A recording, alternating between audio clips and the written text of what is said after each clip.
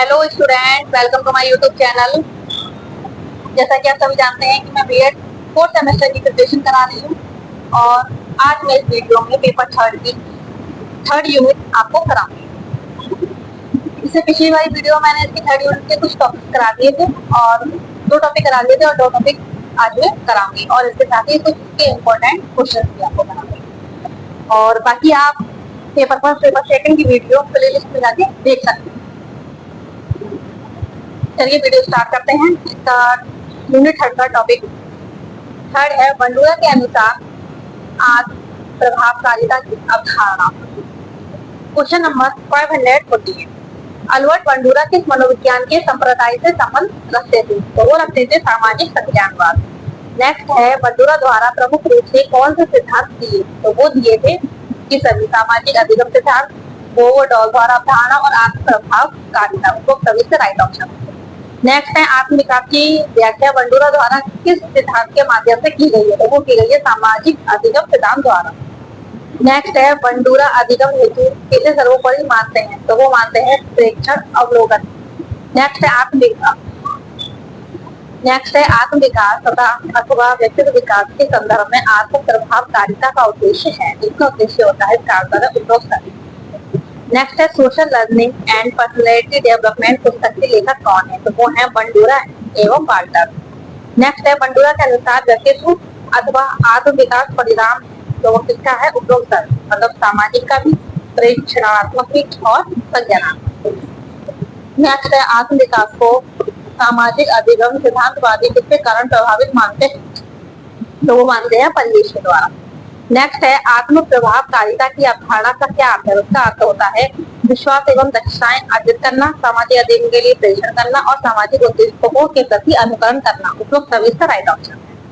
Next है Bandura के अनुसार आत्म प्रभावकारिता के विश्वास के स्रोत है। तो वो क्या है? उपरोक्त सभी सही है। मतलब पिछला अनुभूति, सामाजिक अनुभूति, उचित अनुभूति और शारीरिक अनुभूति। नेक्स्ट है दूसरों का अनुकरण करके सीखना को बंडूरा के आत्म प्रभावकारिता सिद्धांत में क्या कहा गया है? तो उसको कहा गया है विचित्र अनुकूलन। नेक्स्ट है आत्म प्रभावकारिता शब्द को सबसे पहले किस मनोवैज्ञानिक ने प्रतिपादित किया था? तो वो किया था अल्बर्ट बंडूरा। नेक्स्ट है आत्म प्रभावकारिता का आशय है। तो इसका आशय होता है किसी व्यक्ति के किसी विशेष परिस्थितियों में सफल होने की क्षमता। नेक्स्ट है आत्मविकास के लिए किसी व्यक्ति की मान्यताओं का विशेष समूह जो विशेष स्थिति में कार्य को निष्पादित करने की योग्यता देता है कहलाता है। तो वो कहलाता है आत्म प्रभावकारिता। नेक्स्ट है अपने जैसे लोगों को निरंतर प्रयास से सफल होते देखना पर्यवेक्षकों का विश्वास जागता है कि वे भी तुलनात्मक गतिविधियों में सफल हो सकते हैं। यह कथन किस संप्रदाय को पोषित करता है? तो ये करता है विचित्र अनुभव मतलब सामाजिक भूमिका मॉडल। नेक्स्ट है बंडूरा ने आत्म प्रभावकारिता के संदर्भ में भावनात्मक और शारीरिक अवस्थाओं को क्या रूप दिया है? तो वो दिया है उच्च प्रभावकारिता को ऊर्जावान, निम्न प्रभावकारिता को निर्बल और चिंता को प्रबंधित करना। ये कहा है आत्म प्रभावकारिता की भावना सुदृढ़ करना। उपरोक्त सभी इसका राइट ऑप्शन। नेक्स्ट है अब इसका नेक्स्ट टॉपिक है फोर्थ थर्ड यूनिट का स्व विकास पर लिंग और सांस्कृतिक पहचान पर प्रभाव। इसका क्वेश्चन है बच्चों में कितनी आयु पर लिंग पहचान विकसित होती है? तो वो होती है 2 वर्ष। नेक्स्ट है लिंग को संदर्भित करता है किया जाता है। तो लिंग को संदर्भित क्या किया जाता है? सामाजिक एवं सांस्कृतिक रूप से निर्मित प्रणाली। नेक्स्ट है लिंग की पहचान पुरुष या महिला के रूप में क्या संदर्भित करती है? तो वो करती है स्वयं के आंतरिक विश्वास को। नेक्स्ट है किसी समाज में महिला या पुरुष होने का अर्थ कौन बताता है? तो वो बताता है लिंग। नेक्स्ट है लिंग की पहचान क्यों की जाती है? तो वो की जाती है समूह को वर्गीकृत करने के लिए। नेक्स्ट है लिंग पहचान के लिए महत्वपूर्ण कारक है। तो वो है परिवार, मित्र और विद्यालय। उपरोक्त सब। नेक्स्ट है लिंग की पहचान का सर्वाधिक महत्वपूर्ण कारक कौन है? वो है परिवार।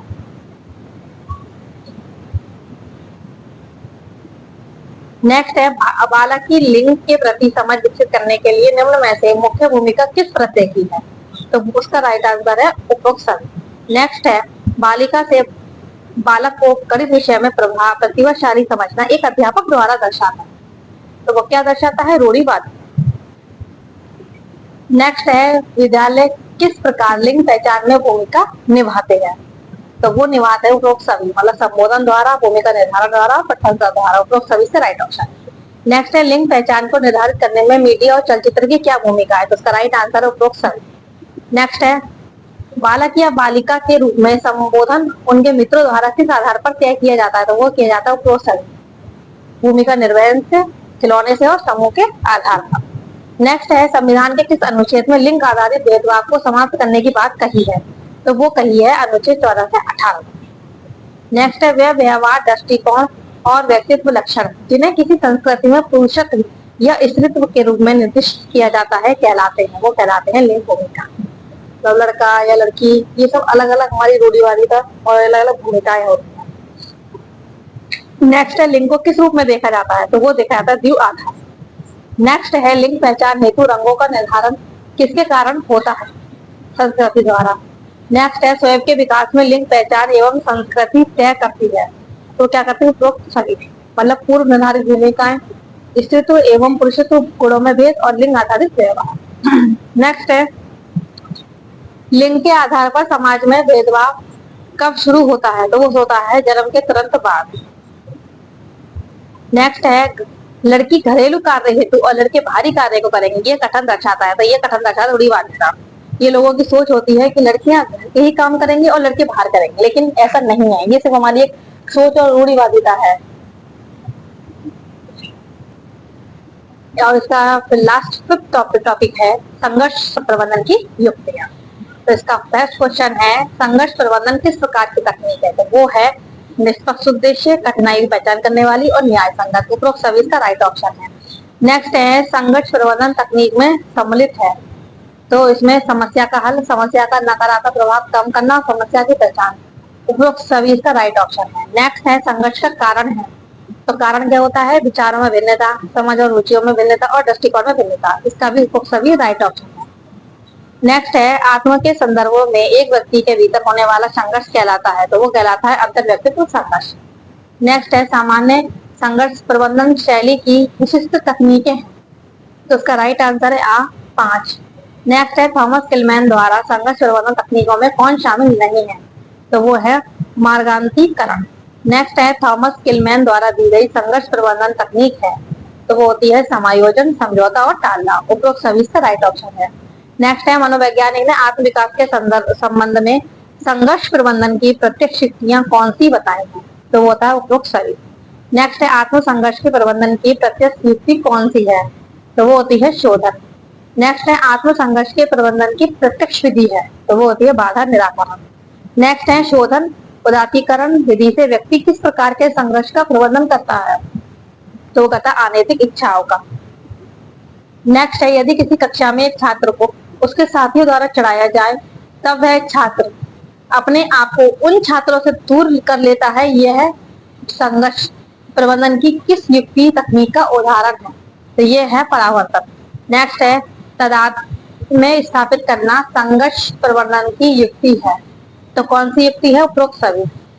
नेक्स्ट है जब कोई व्यक्ति हर संभव प्रयास के बाद असफल हो जाता है तब वह आत्म संघर्ष के प्रबंधन हेतु किस युक्ति का उपयोग करता है। तो वह करता है आश्रित होना। नेक्स्ट है बाधा निराकरण द्वारा कोई छात्र अपने संघर्ष का प्रबंधन कैसे करता है। तो वो करता है उपरोक्त सभी। नेक्स्ट है जब कोई व्यक्ति अचेतन मन में काम प्रवृत्ति को छिपाने के लिए अहम के द्वारा प्रत्यक्ष रूप से नैतिक आदर्शों की दुहाई देता है और यौनाचार से तीव्र घृणा का भाव प्रदर्शित कर रहा है तब वह किस युक्ति से मानसिक संघर्षों का प्रबंधन कर रहा है। तो वो होता है विपरीत रचना। नेक्स्ट है यदि कोई छात्र कक्षा शिक्षक द्वारा डांटने पर बाहर आकर अपने मित्रों एवं छोटे भाई बहन पर आक्रामकता दिखाता है तब वह किस मनोदशा से संघर्ष प्रबंधन कर रहा है। तो वो कर रहा है आक्रामकता प्रतिस्थापन। नेक्स्ट है अंतर्निदेशित आक्रामकता क्या है। तो वो होता है स्वयं को टन देना। नेक्स्ट है यदि एक छात्र पढ़ने लिखने में कमजोर होने के कारण असफल हो जाता है लेकिन पुनः कड़ी मेहनत करके उच्च पद प्राप्त कर लेता है, इस प्रकार की समायोजन किस सिद्धांत युक्ति के कारण संभव हुआ है। तो वो होता है क्षतिपूर्ति सिद्धांत। नेक्स्ट है, यदि कोई व्यक्ति अपनी असफलता का दोष अन्य व्यक्ति या संस्था अथवा वातावरण पर डाल देता है, तब वह किस विधि से आत्मसंघर्ष का प्रबंधन कर रहा है? वो है प्रतिक्षेपण। नेक्स्ट है, जब किसी व्यक्ति के सामने एक से अधिक विरोधी इच्छाएं या लक्ष्य होते हैं, तो इस प्रकार से उत्पन्न मानसिक संघर्ष का प्रबंधन किस प्रकार करता है? तो वो होता है विश्लेषण एवं निर्णय द्वारा। नेक्स्ट है, जब कोई व्यक्ति किसी परिस्थिति में अपने को उपेक्षित अनुभव करता है, तब उसमें उत्पन्न मानसिक संघर्ष के समाधान हेतु उपयुक्त विधि है। तो वह कौन सी विधि होती है? वो होती है अवधान प्राप्ति। अब इसके कुछ इंपॉर्टेंट क्वेश्चंस हैं, तो वे मैं आपको करा रही हूँ। क्वेश्चन है, बंडूरा ने किस पर प्रयोग किए? तो वो किए उपरोक्त सभी, मतलब जीवित जोकर पर, बोवो डॉल पर और छोटे बच्चों के 3 समूहों पर। नेक्स्ट है, मॉडलिंग की प्रक्रिया में निम्न में से कौन सा कार्य पर्यवेक्षण की स्मरण शक्ति पर निर्भर करेगा? तो वह करेगा अवधान। नेक्स्ट है, बंडूरा के अनुसार सामाजिक अधिगम में शिक्षा की भूमिका है। इसका राइट आंसर है उपरोक्त सभी। नेक्स्ट है, बंडूरा को थॉर्नडाइक पुरस्कार कब प्राप्त हुआ? तो वह हुआ था 1988 में।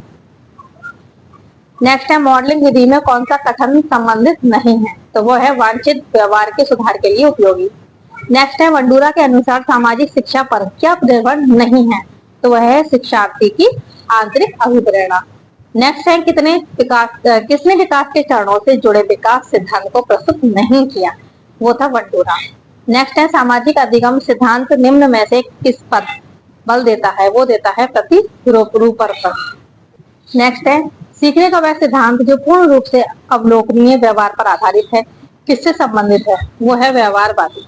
सामाजिक अधिगम आरंभ होता है, तो वह होता है संपर्क से आरंभ। नेक्स्ट है, जब बच्चे मीडिया में हिंसा के संपर्क में आने के कारण आक्रामक होना सीखते हैं, तो किस प्रकार का अधिगम प्रदर्शित होता है? वो होता है अवलोकनात्मक अधिगम।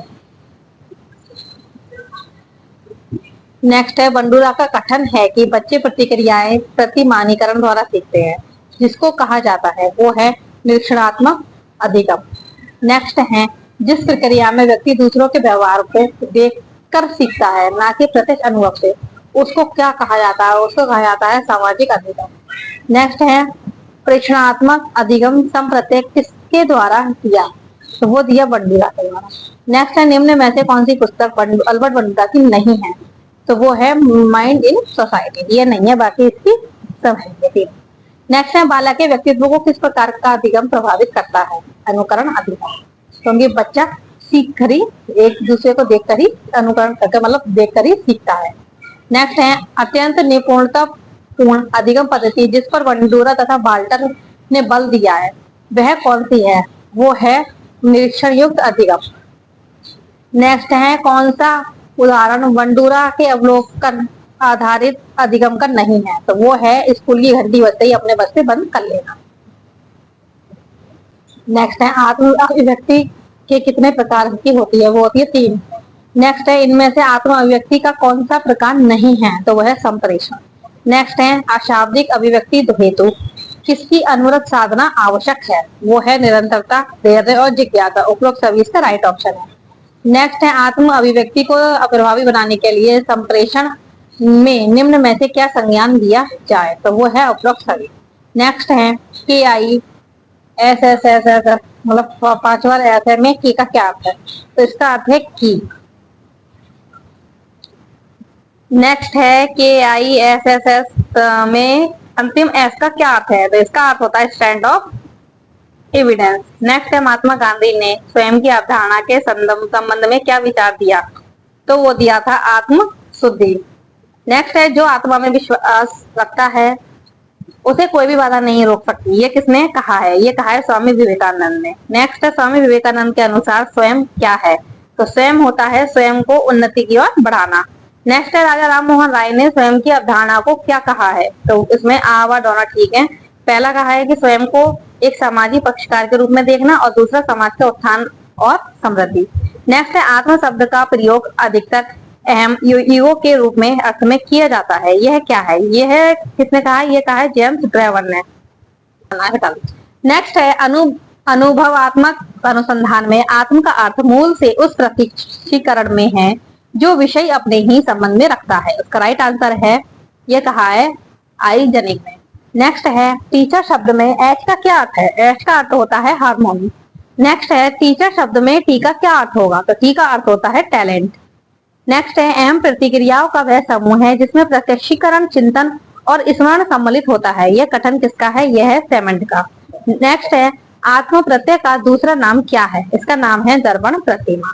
नेक्स्ट है प्रारंभिक अवस्था के आत्म प्रत्यय को कहा जाता है। तो इसका राइट आंसर है प्राथमिक आत्म प्रत्यय। नेक्स्ट है जब बच्चा दूसरों के साथ खेलना प्रारंभ करता है तब वह कौन से आत्म प्रत्यय कहलाते हैं? वो कहलाते हैं द्वितीयक आत्म प्रत्यय। नेक्स्ट है it is with in the field of the society at that the self arises. किसने कहा है? तो ये कहा है किम्बल यंग ने। नेक्स्ट है तादात्मीकरण में व्यक्ति किसी प्रतिष्ठित व्यक्ति या संस्था से भावनात्मक मूल्यों को बढ़ाता है। यह किसने कहा है? तो ये कहा है कोलमैन ने। नेक्स्ट है इनमें से कौन सा आत्म की उत्पत्ति तथा विकास का निर्धारक तत्व नहीं है? तो इसका राइट आंसर है द अंतः क्रिया। नेक्स्ट है बालक जिन कार्यों को मार्ग में अपनाता है वह आत्म प्रत्यय निर्माण के महत्वपूर्ण भाग होते हैं। यह किसने कहा? यह कहा है किम्बल यंग ने। इस वीडियो में यूनिट 3 कंप्लीट होती है। नेक्स्ट वीडियो में हम पेपर 3 की 4th यूनिट आपको कराएंगे। वीडियो पसंद आए तो लाइक कीजिए, चैनल को सब्सक्राइब कीजिए और बेल आइकन को प्रेस कीजिए जिससे कि आने वाली वीडियो का नोटिफिकेशन आप लोगों को मिलता रहे। धन्यवाद।